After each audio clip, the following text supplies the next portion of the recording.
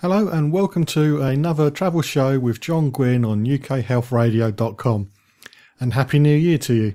I know I probably said that to you last show as well, but it's my New Year's resolution to make sure I always say Happy New Year right up until Easter, because nobody really knows when you're meant to stop saying Happy New Year.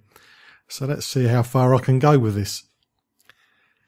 This week's show's got loads of travel news in it, including some helpful information for those of you who are planning to go to Disney in America this summer.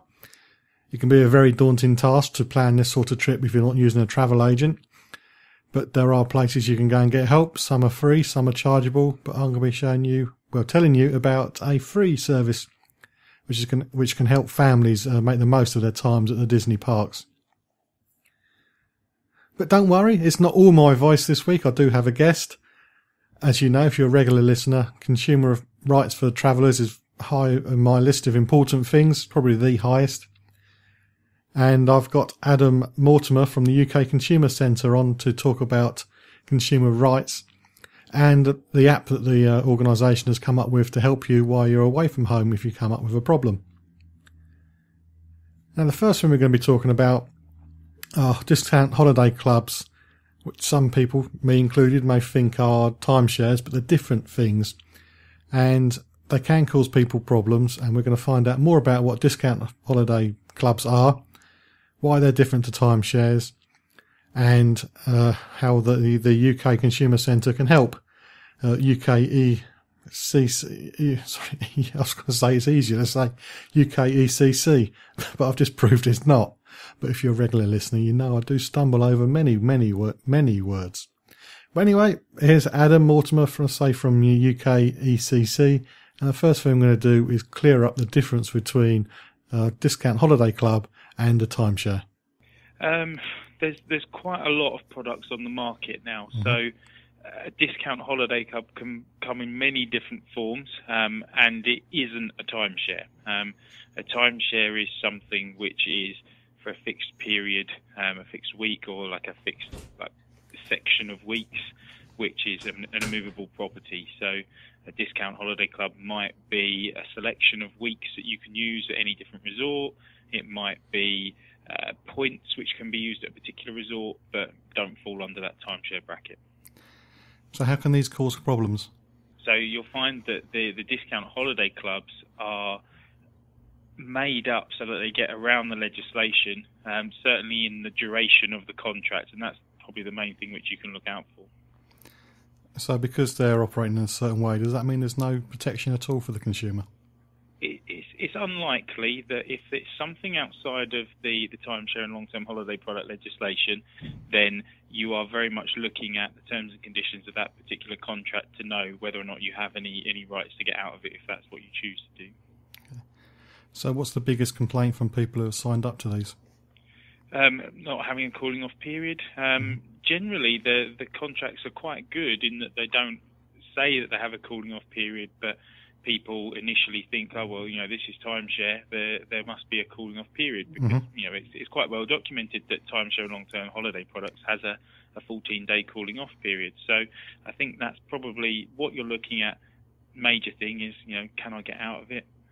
After that, you might find that the way that the people were put into it, a bit of pressure selling, a bit of misdescription of what they're actually getting. But it is worth noting that sometimes the people who are buying the product might have that preconception and not quite understand, but generally it is about the cooling off period. Okay, going back to the bit, I think I've come up with a question. Okay.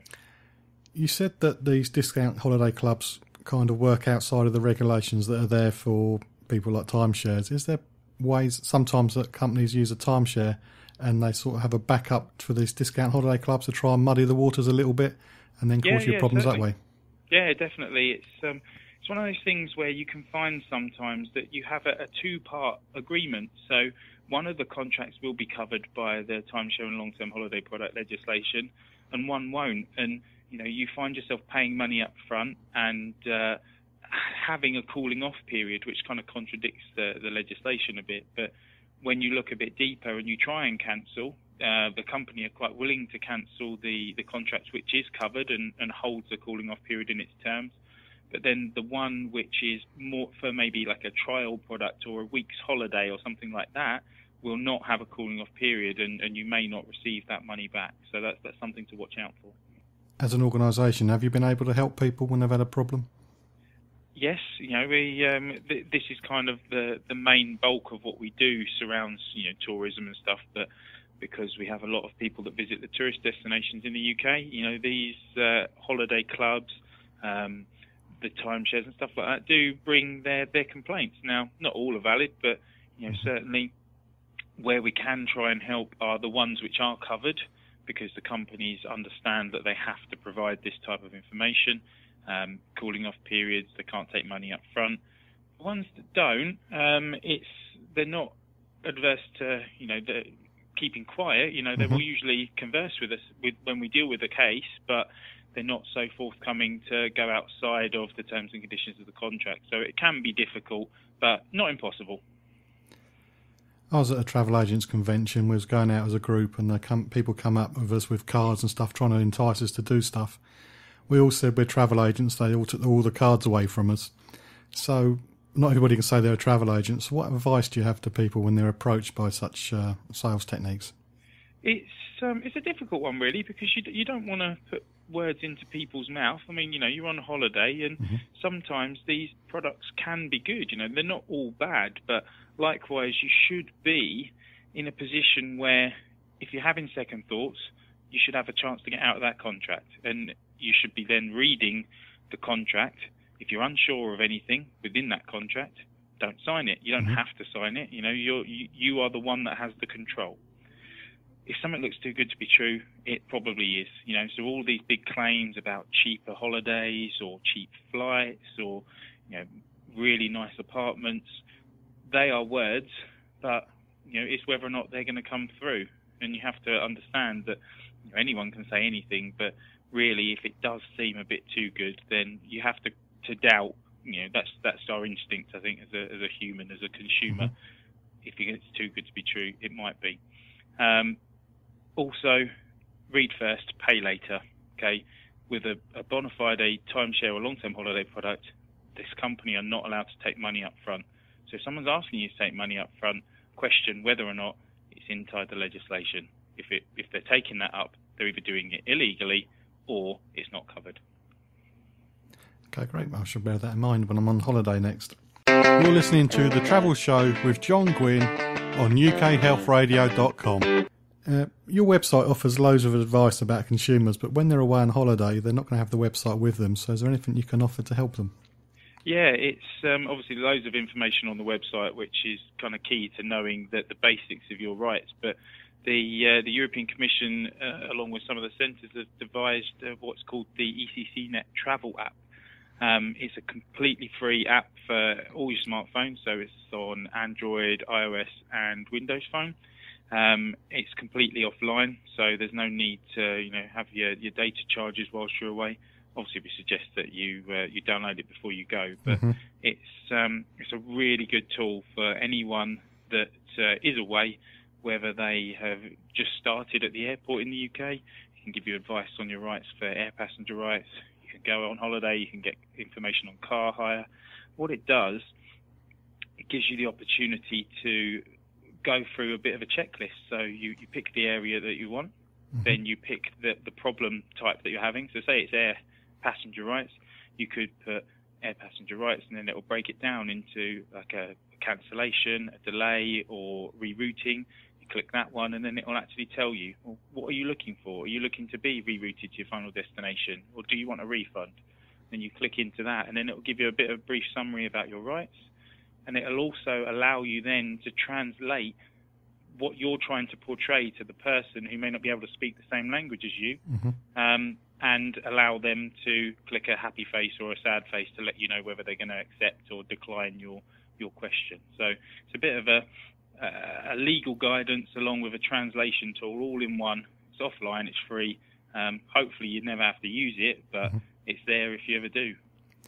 So does it cover normal purchases as well once you're out in the shops?